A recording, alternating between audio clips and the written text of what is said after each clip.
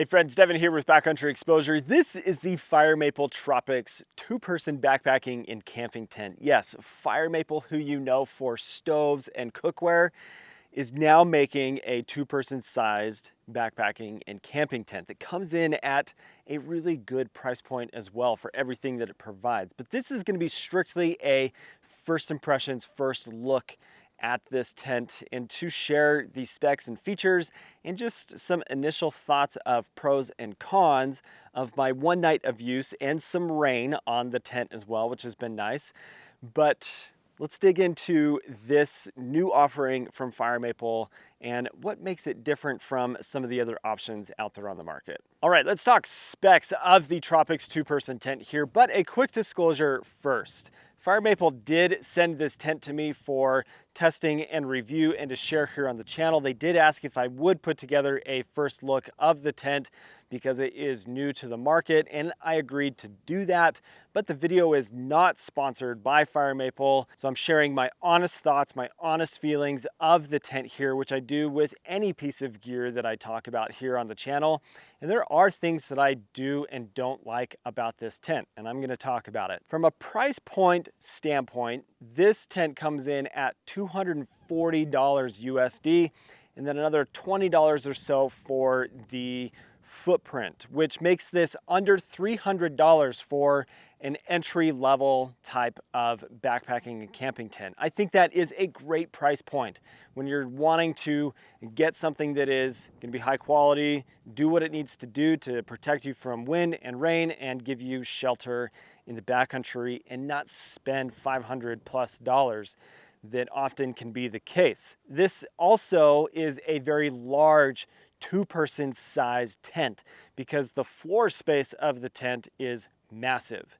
You have 88 inches of length, which makes it really easy for anybody tall to enjoy being in the tent, because you also have pretty vertical end walls of the tent, which make it so your gear is not rubbing up against the edges of the fly and such, even though this is a double wall tent and you don't have to worry about condensation quite as much as some other options like a single wall tent. But your floor width is 55 inches wide. That's going to make it possible to easily get two 25-inch wide rectangular pads inside of the tent and long pads as well for those that are taller than 6 feet.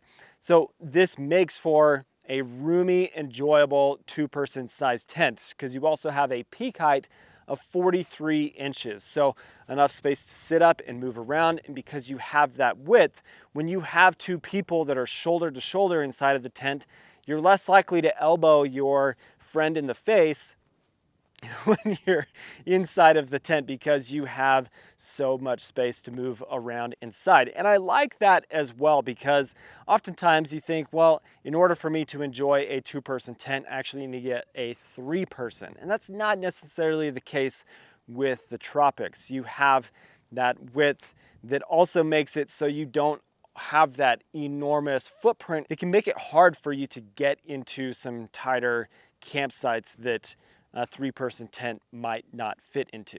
Now, the weight of the Tropics two-person tent here with the footprint comes in at just about 5 pounds of weight. That is a bit heavier than many other two-person sized tents out on the market, even at this price point. So I can already see people getting in the comments saying that's too heavy for backpacking, and I disagree. I think 5 pounds is still a lightweight enough tent for the price point, especially for how large the tent is, that you split that between two people and it's a reasonable weight to carry to enjoy sharing a tent with another person. Now, for a one-person tent, that's pretty heavy. We'll just say that outright. 5 pounds is heavy for a one-person tent. And there's so much space in there for one person that if you are camping and it's in the car and such, non-issue. Like, that's what I'm doing this weekend. I'm out camping with this tent, but I wouldn't necessarily backpack with this as a one-person shelter because of that 5 pound weight that this comes in at. Now, from a design standpoint, the Tropics tent here is a fully freestanding tent, and it shares many design characteristics and elements that you see on several other tents like this, like the Nature Hike Mongar, the MSR Hubba Hubba, the Paria Outdoor Products Zion, the Hike and Bike tent, as well as Featherstone, and other white label design tents that are going to be like this one that you see here. But there are a few things that I see different about the Tropics that I want to point out.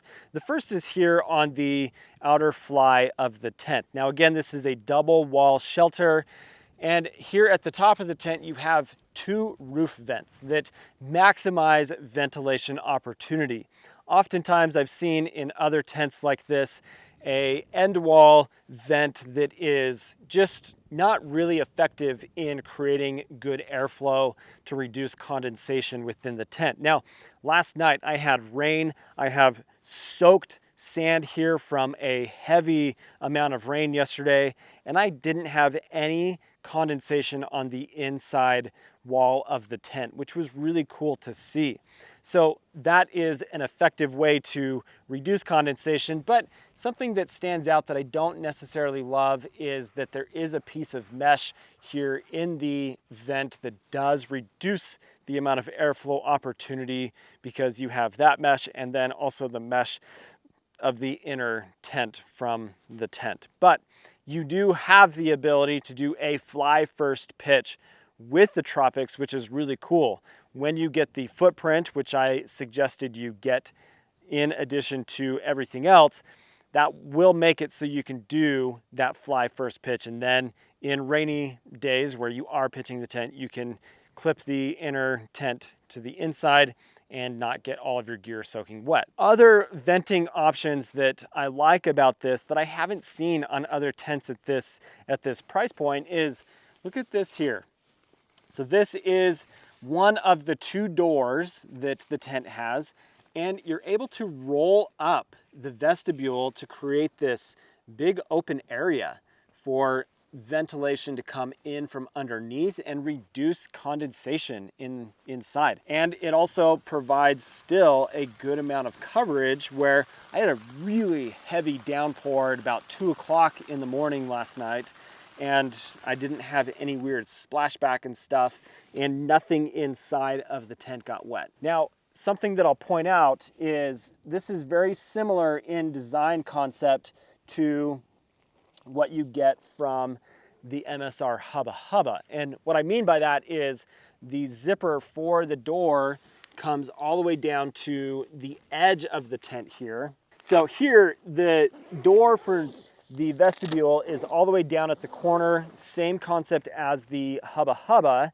And so it makes it possible to roll that back, still have some coverage here on your vestibule. But I can also roll back this door all the way, which is really nice as well. So on those really good nights of no rain, you just want a little bit of stargazing and such, but you still want the privacy or the coverage, I have the ability to roll that back all the way and get full access to the inside of the tent. But something I experienced last night from the rain is a con of the design, and that is the water coming off of the rain fly here just comes right off of the edge of the tent and straight down to the edge of the inner tent body, which I didn't experience water necessarily dropping to the inside of the tent, but it was pretty dang close. And so I know on the MSR Hubba Hubba you have a little like gutter that is supposed to help with that being an issue.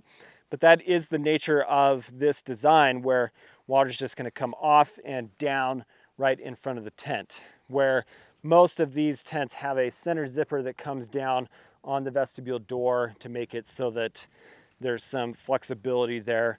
But I like that when I'm inside of the tent, I can just reach down to the corner without having to reach all the way out to get the vestibule open and get out of the tent. Now, the last thing to talk about with the rainfly of the tent is this awning feature that you get the option of using. Now there are 4 additional guy lines that are included with the tent for you to be able to do this exact thing. There's also some metal rings at the end of the stakeout points for the rainfly for you to put your trekking poles upside down, put the tip through those rings, and now you can create yourself a little awning here. It provides enough protection if you were in a light rain, but you would obviously move into the tent. But more than anything, it provides some shade opportunity without baking inside of the tent. I can cook out here and be outside, but still have that protection from the sun. Now that's obviously going to be contingent on the direction of how you pitch the tent and such. Like right now, I'm not getting a ton of sun protection, but the idea is there. The concept is there, and it does a pretty decent job. It's not a huge amount of coverage like you might get from, say, the Ampex tent or the Big Agnes Copper Spur, where it's more of a rectangular awning that comes out. This is more triangular, but you still have the option and that versatility, which I think is a nice touch with the design of this tent. Now inside of the tent here is a huge living space. Right now I've got a 25-inch wide regular size pad that I can easily obviously get another 25-inch wide pad in here, no problem, and just enjoy this as a true 2-person tent. There's also all of the aspects that make it a 2-person tent, in that you have 4 corner pockets here at the ends of the tent for you to store gear that gets it up off of the ground, and those are up above the top of the bathtub floor, which I really like to see. I don't like pockets being down against the floor because that's where your pad is, and so stuff just gets squished and smashed, and it's not as ideal. Here at the top of the tent, you also have this gear loft that has a hook for you to put a lantern or a headlamp, but this gets you the ability to, see that? Gets you the ability to put additional gear items, some clothing, jackets, or whatever, and get them up off of the ground as well that you want really easy access to. So there are all of the aspects to this tent that make it very livable, very enjoyable, and a bathtub floor that comes up high enough off of the ground, plenty of mesh for all of that ventilation opportunity. Now there is something about the door here that is a design flaw in my opinion, and it's the fact that the tie back for the door here, depending on how you have the tent oriented, I might be getting out on this side, and this little piece of nylon that is your loop here to go around the toggle, it gets stuck by the zipper. In fact, it's now totally inside the zipper. And that's annoying. Like if I'm getting out to pee and stuff, it's not being a huge issue right now, but there we go. It happens often enough that it's like, come on, that's annoying. So this could have been on the opposite side and made it so it's not right into the track of the zipper. But the door also is a huge, huge door opening. It's like a teardrop shaped, and the zipper pulls go all the way to the top here.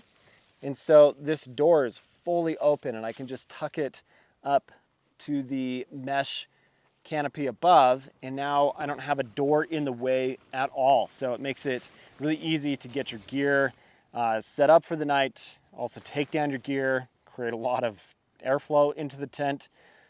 Just a nice door design. I actually really like that, minus that loop being in that position. So there you go. Now to wrap this up, let's talk about the construction and materials that are used and my impression of the quality of the construction here. I see a high quality construction with really good seams. There's no loose threads from what I've been able to see. It all comes together really nice. Now it's using a 20 denier ripstop nylon for the fly and the floor, so lightweight enough to reduce the overall weight, but also not have a massive pack size as well. So I like 20 denier fabrics for a fly of a tent because it also provides a little bit more strength. But this is a nylon fabric. It is going to take on water, it is going to stretch, and you don't have a lot of flexibility with the areas of tension for you to once it does get wet, reduce the amount of stretch that is with the tent. That's pretty standard with nylon. But again, let's talk about the use case of the Tropics. This is, in my opinion, an entry-level type of tent where I'm really gonna wanna be taking it out in more fairer weather.